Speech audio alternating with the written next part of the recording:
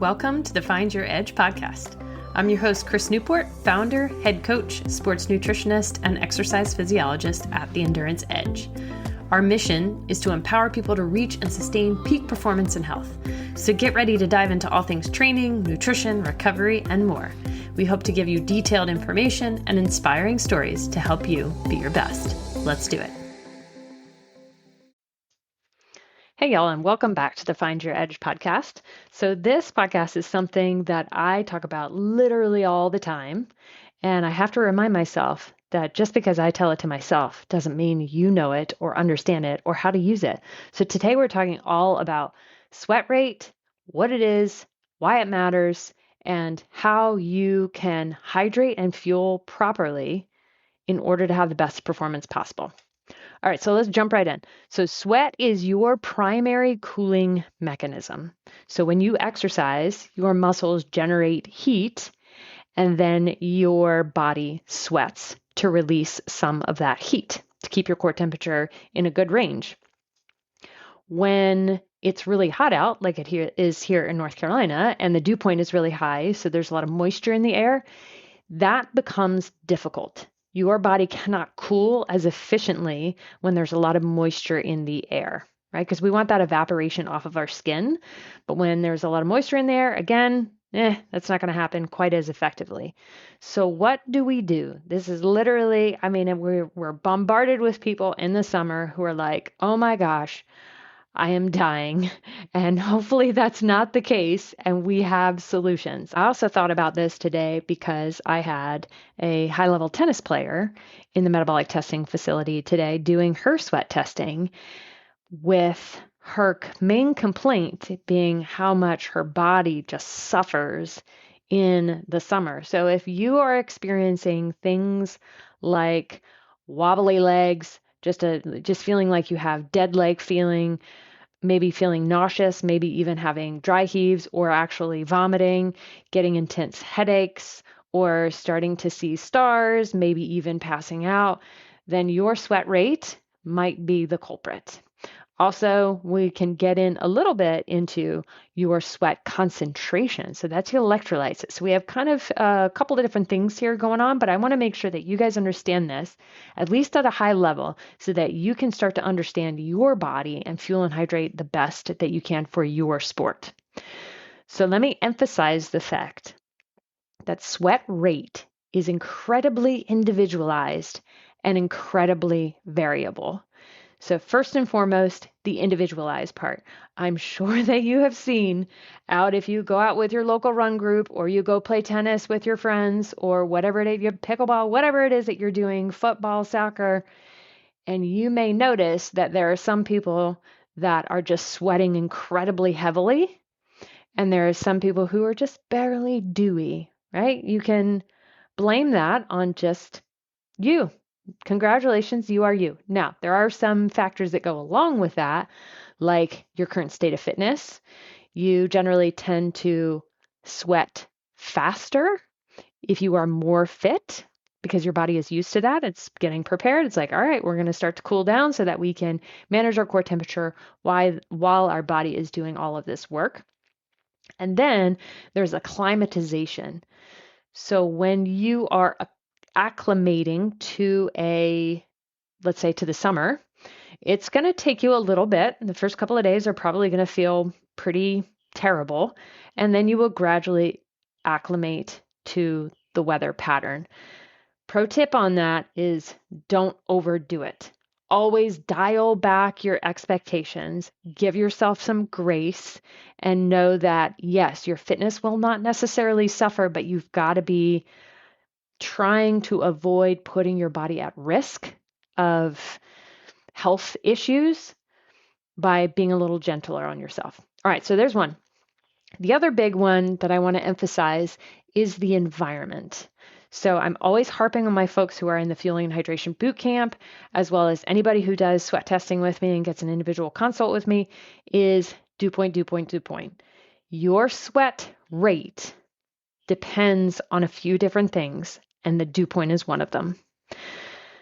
Again, the more moisture there is in the air and the combination of temperature and humidity produces something called the dew point. The higher the dew point, the harder it is for your body to cool. So we have a very specific spreadsheet that we have everybody use their sweat log, and then we can actually compare what is the dew point and how much are you sweating. Your sweat rate will vary. I cannot emphasize that enough. This is something that people come to me and they're like, I always drink a bottle an hour on the bike. Now the bike can be a little bit different just because you have some level of convection or if you're outside, that is, and depending on what the conditions are. Mountain biking, you're going to have a little bit less convection, gravel a little bit more, road probably the most. So you have some of that helping you cool.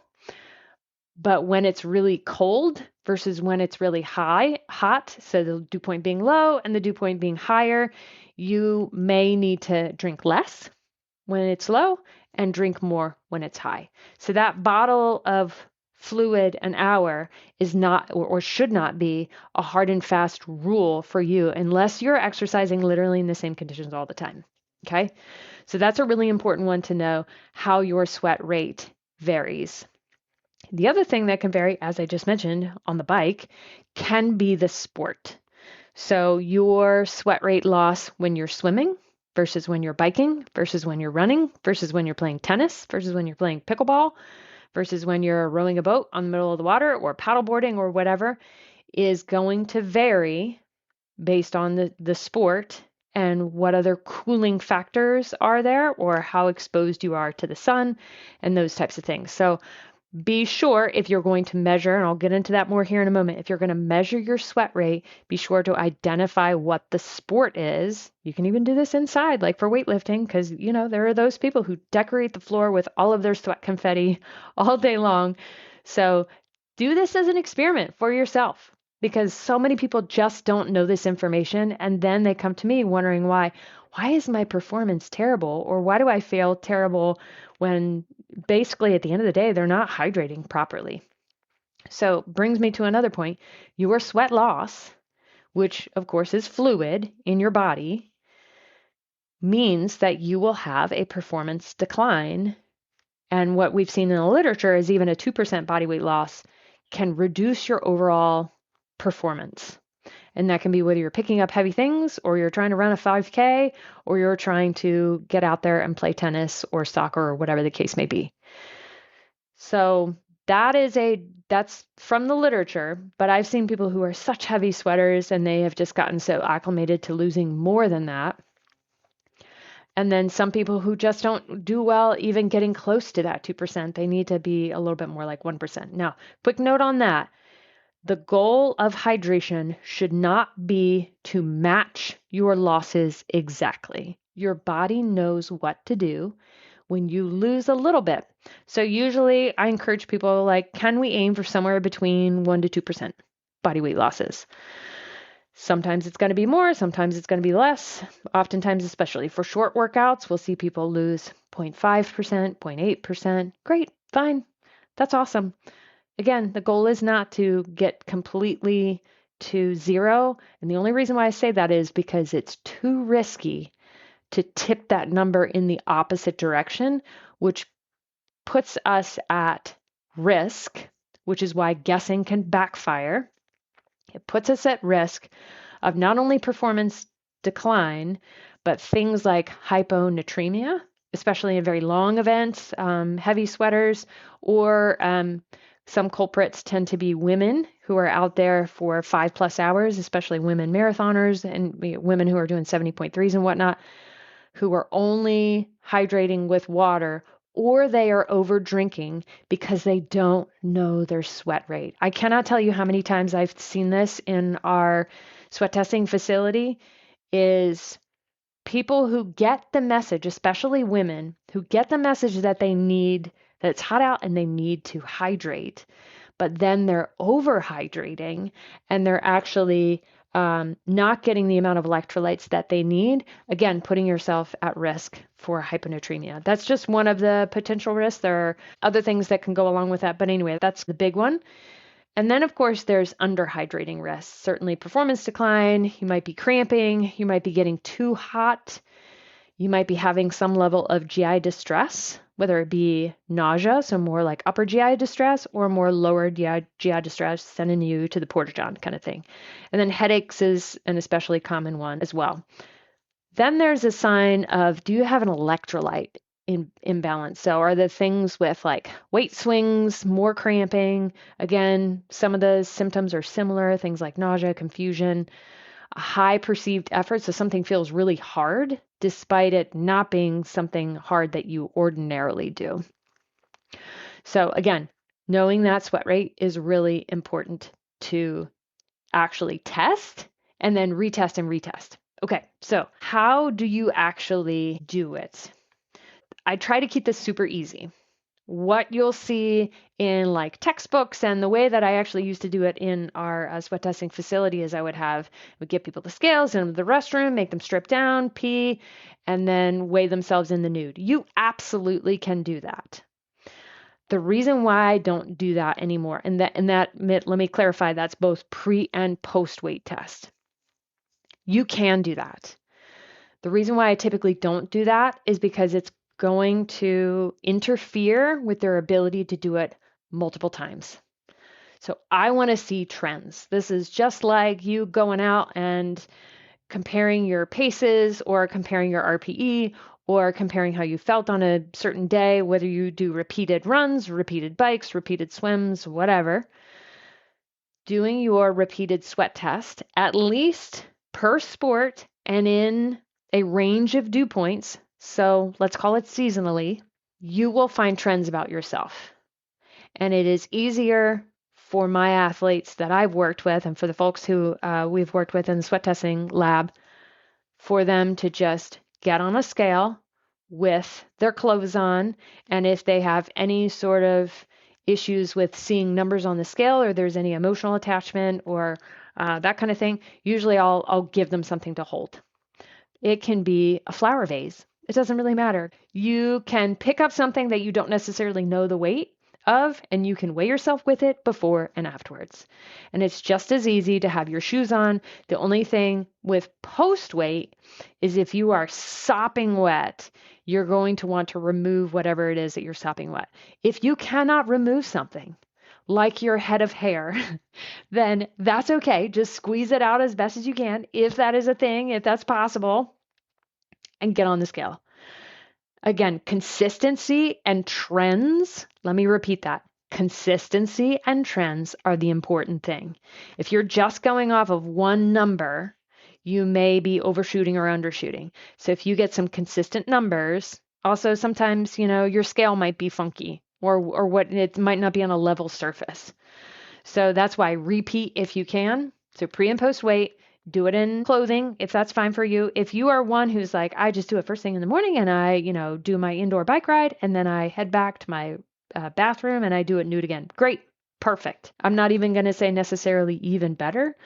Whatever system you will adhere to in order to get your data trends, please do that. Okay. So do that pre-weight, go out, do your workout. Also, rewind. Before you do your pre-weight, if you could, pretty please for me, go to the restroom and identify your urine color. In a perfect world, again, this is going to go back to adherence. If you can pee in a cup, amen to that, because then we can actually objectively look at the color of your urine. When you're urinating into something like a urinal or a toilet that has water in it, you're not going to get as best of a guess, but it shouldn't necessarily be clear. It should be like a very, very, very light yellow if you're urinating into a toilet. If you can pee into a cup, that's ideal. I'm sure everybody has peed into a cup at some point in their life and put it into the little window at the doctor's office. That's what you're looking for, is the actual urine color. If you want to get super fancy, and we've done this before in our office, but again, this is next level, you can do your urine specific gravity. That's a whole nother thing. I did that for my thesis. I had to collect my case studies urine and use a little pipette and put it on a hygrometer, which is urine specific gravity. Anyway, that's next level. Don't worry about that. Okay, so we've got our go pee, check your urine color. Because if you have really dark urine or even yellow urine, you need to go rush out and drink water right away. Okay, so that at least knows like, okay, are you going into the workout dehydrated? So is your daily hydration up to par? It's not just about what your sweat rate is during exercise. What does your hydration look like during the day in general? Okay, so making sure that we're well hydrated during the day, doing your pre-weight, and then going out and doing your workout. A couple of things that you need to record. You need to record. I like to do time of day because if it's morning, it might get hotter. If it's evening, it might get cooler. So time of day, that's really more for your information, but doesn't necessarily go into any calculations. Temperature and humidity is ideal so that the dew point can be calculated. P.S. Don't get scared of this or like be scrambling writing notes because all of this is going to be in an awesome new calculator. So go to the show notes, click on that. We have a phenomenal new calculator that you can literally just do it right on there. Just enter the temperature in Fahrenheit, enter the humidity. It's going to calculate the dew point for you. It's going to calculate your sweat rate. Anyway, so these are the things you're getting. You're going to check your urine color. You're going to do your pre-weight. You're going to record the time of day, the temperature, the humidity. Then when you go out to do your workout, you are going to measure the amount of fluid that you've consumed. Get close, guys. So if your bottle, is an 8-ounce bottle, or it's a 24-ounce bottle, or it's a 33-ounce, if it's a liter bottle, whatever it is, do your best to estimate how much you have consumed. Next, head back to your scale. If you're super soaking wet, like if your shirt is sopping wet, take that off. Dab off a little bit, a little dab with your towel if you can. Dab off or dry off a little bit as best as you can. Again, I'm not trying to make this overly complicated, even though it probably does at this point, but hang with me. So dry off, get back on the scale and get that post weight. So by doing that, by your pre-weight minus your post-weight plus your fluid consumed minus your urine output. I didn't talk about that, but if you go pee while you're doing your exercise, you're just going to have to guess or just leave it out of the equation. Just depends on how much. Usually that's not an issue for anybody until they're going for multiple hours. Over the duration is going to give you your sweat rate. Again, go to our website. It's a super easy calculator. Don't even bother with writing all this down. Just go use the calculator. Promise. Okay. Repeat it for accuracy in the same conditions, and different intensities, in different conditions. So the more data you can collect about yourself, the better. Once you start to see in similar dew point conditions and at similar intensities, your sweat rate starts to come out at a similar number, boom, now you've got empowering data so that you can figure out how much you actually need to hydrate when you go and do that same workout in similar conditions. So that's why I like for people, especially multi-sport athletes who are doing like, okay, measure yourself during the swim, measure yourself during the run, measure yourself during the bike. If anything is like, oh my gosh, I can't weigh myself at the pool. Okay, don't. Because honestly, that is the one where your sweat rate is the most negligible. Doesn't mean you shouldn't have a water bottle on the deck or some sort of a sports drink or whatever it is that you've got, but I can pretty much guarantee you that your water loss is going to be not nearly as much as compared to bike, run, soccer, pickleball, whatever. Okay, so repeat that to get your trends on your sweat rate. And then again, what do we actually do with this data? I like to see sweat rate reported as ounces of fluid per hour. Then in our fancy little calculator, then we see how much is lost, and then do you need to drink a little more, and do you need to drink a little less? So for your purposes, just to keep it simple, you can head to our website, link is in the show notes, and actually put your data into that to see what you lost. And then you can keep going back to it and then just record your stuff on your own. If you want to get a little bit more nitpicky, or you don't want to keep going back to that calculator, we have, as part of our fueling and hydration bootcamp, or if you do a home sweat testing kit with us, or if you do sweat testing in our office, everybody gets access to this fueling calculator that we have developed that will literally tell you by your predicted amount of time that you're going to be exercising for that sport at that intensity, how much you need to be fueling and hydrating with. It just does it all for you.